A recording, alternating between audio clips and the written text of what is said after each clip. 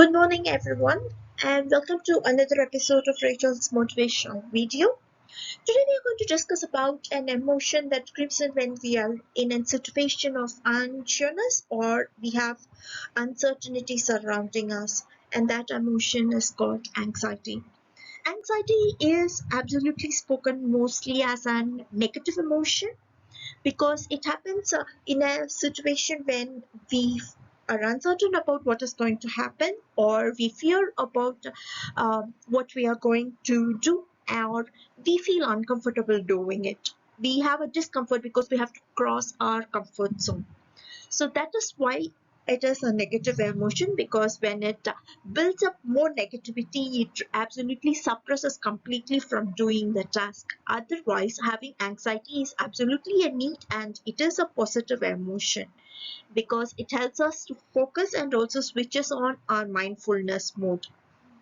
As such, anxiety is a negative emotion, and let us talk about how it from culminating into a disorder. So let's learn today how to beat anxiety.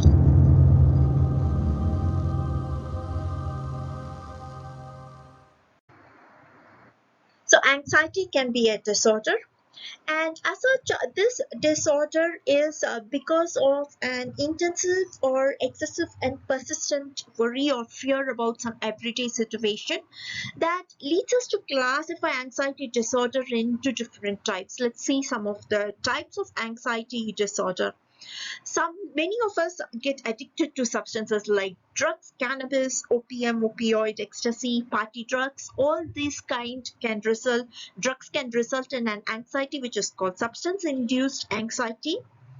Or say example, we are going to get into surgery because of a medical condition, or patients having terminal illnesses such as cancer may get into an anxiety which results because of the medical condition. Or you will often find small children or as such people having anxiety in themselves because of divorce happening between the parents in the family, which is called separation anxiety in children. Or when most of them, the majority of the anxiety disorder which happens is for performing daily routine tasks, like for example having to use the public toilet, or having to travel some distance. So all these kind of anxiety are called generalized anxiety disorder, where everyday task becomes very difficult to perform. And another kind of anxiety is when we feel difficult to socialize. It is not feeling shy. It is really more than that. People develop a panic, or they get overwhelmed before having to attend a meeting and absolutely break down in front of everyone. So, or you can find them having shaky, sweaty hands when they are partying it, and that is called social anxiety. And many of us fear for ghosts, fear for heights, fear for insects. So many fears are there in our lives, and that can result in panic, which is called panic disorder. And finally, technology. We find all of us are addicted. Most of us are hooked up to our mobiles and internet and gadgets, and without which they feel absolutely crippled. And some of them develop an anxiety which is called technology induced anxiety and is often less spoken of, but I have included it here. So far, we have seen what is anxiety and the different types of anxiety disorders. But to understand that the anxiety emotion is not creating a positive impact, but it is turning into a negative impact in us that can result in an anxiety disorder or an anxiety attack, we need to understand what the signs are, or the signs are for the negative impact, which is called the symptoms. So let's see the first group of symptoms, which is the physical symptoms. So the physical symptoms of an anxiety attack or anxiety emotion is common symptoms like cold, sweaty hands, to dry mouth and feeling of thirst, and increased heartbeat or heart rate, and butterflies in the stomach. But when really an anxiety attack sets in, we feel nausea or dizzy, or a shaky hand and feet, increased muscle tension, and shortness of breath that can result in gasping. The next set of symptoms are the mental symptoms or the emotional symptoms, which is a feeling of fear, panic, and uneasiness, or the urge to leave a situation, get out of it. Or during sleep, we have nightmares, or we keep thinking about what is going to happen, or feel anxious about what is going to happen, or negative happenings, or to do certain tasks in a certain manner, which is obsessive thoughts or flashback or the of the previous trauma, so that we think that what is going to happen in the future is going to be the same as what has happened earlier, and that leads us to a set of behavioral symptoms, which are restlessness, so that we absolutely want to leave the situation or the place, displacement, wherein we do things which we never intend to do, or we do things in the opposite manner from which we never wanted to do. Repeated behaviors, which is because of obsessive thoughts, that we keep doing the same things and forget to move forward, and ultimately we may lose our sleep. So this anxiety disorder can result in such an extent that someone can absolutely collapse and fall down. Before we could get into learning how to manage anxiety, first let's watch the Great Bogart lesson. The Great Bogart lesson, for which I have placed the URL of the Harry Potter and the Prisoner of Azkaban, the Bogart scene, which cannot be played as part of this video due to copyright issues. So please click on the URL in the description and watch the video clip without fail. And once you finish watching it and get back to here, we will find that the Great Bogart lesson has two lessons. The two lessons, first one is ridicule at your anxiety emotion. So when you ridicule at it, we'll be able to laugh out of it and learn how to manage it. We'll be able to confront our anxiety and go ahead in performing the task. The second lesson is when someone is struggling with it and gets stunned, do not hesitate. Offer support, offer the good support, and help them to get out of it and ease the situation. So this is all about the Great Bogart lesson. Let's move ahead and learn how to manage anxiety. Finally, now let's learn about managing anxiety.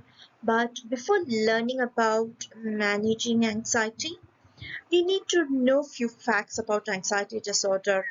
According to World Health Organization or WHO, more women are affected by anxiety disorder than men, and approximately 1 in 4 people suffer from anxiety disorders, and they are receiving treatment for this condition, which indicates that more people are suffering from anxiety disorders and are not receiving treatment for this condition, which in fact means that almost everyone of us are probable of suffering from one or the other anxiety disorder, and these treatments are really effective. However, I personally believe in non-pharmacological treatments, and here I share three of them. The first set of treatment is self-care. I'm a strong believer of taking care of oneself. So the best way to care for ourselves is to spot the trigger for our anxiety feelings. As we know what symptoms we need to observe for the negative impacts of anxiety or the anxiety attack which is setting in us, we can easily spot the trigger that causes anxiety or the anxious feelings. And once we know the trigger and we know what are the signs and symptoms of our anxiety disorder or anxiety attack, the problem, we can absolutely be able to look forward or creating strategies to manage our anxiety. Or we can absolutely prevent those situations from coming into our lives. Next is we need to decrease on caffeine, drugs, and alcohol, which can absolutely aggravate the anxiety disorder problems. And if we are under medication, we need to take them on time and regularly. And the best care for anxiety disorder or as such for a healthy life is to have a relaxed life where we eat well, rest well, and sleep well. The next group of anxiety management uh, system or non-pharmacological treatment is social support system. In a social support system, we need to find people or give care for others, show empathy and compassion. So empathy is absolutely having people who will understand us, and if possible they are able to help us in return. And we should be able to, in our situation, understand how we are impacting others and learn to manage our own self so that we don't create an anxiety issue in others. And when we find someone suffering from anxiety, it is good always to offer a support and not take control of others' lives, so that which will create a new set of anxiety issues for them. And always remember, we have to share and show kindness to others when dealing with their anxiety issues rather than getting annoyed or trying to avoid them or not allowing them to participate. We can absolutely treat them with benevolence by not allowing them to get anxious and by offering support. And above all, when we are not able to manage the situation, we can always tell others around us and ask them to help. So that is called the social support system. And the last set of non-pharmacological interventions or the practices or the habits that I have, what I do for anxiety. I have said earlier in few of my videos that how I'm suffer from facing a set of ongoing crimes, which is also a lot of technology misuse and which I'm not able to establish. And that has resulted, like it has been happening for the past 10 to 15 years, and it has resulted in mild anxiety symptoms for me, which needed pharmacological treatment. So, some of the habits or practices that absolutely helped me was non-pharmacological techniques to overcome this anxiety, which also includes the creation of these videos.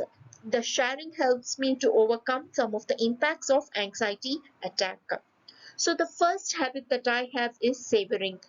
We always enjoy chit chats when we talk back about good memories, watch photos. So that is called savoring. So think about good times, laugh loudly, and socialize and enjoy.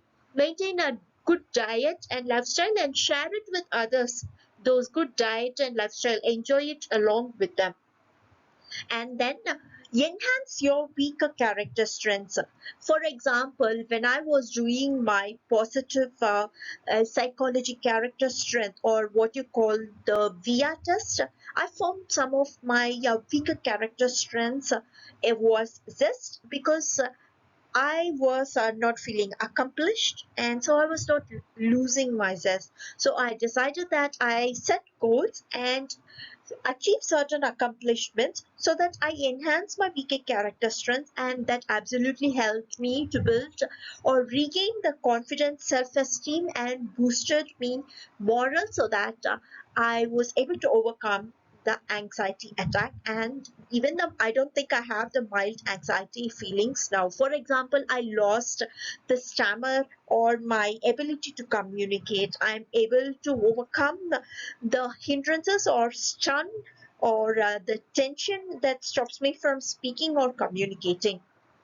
And finally, the last practice that I have is I find to define my comfort zone. I identify my boundaries of comfort zone so that I will know that when I'm crossing it and when I'm not able to manage it, and I have to work towards it. So I make a conscious effort of remembering what my comfort zone boundaries are so that when I'm going to cross those boundaries, I am mentally prepared to face anxiety so that I can practice the Bogart lesson.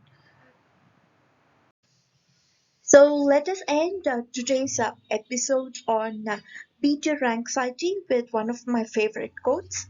Anxiety in the heart of man causes depression.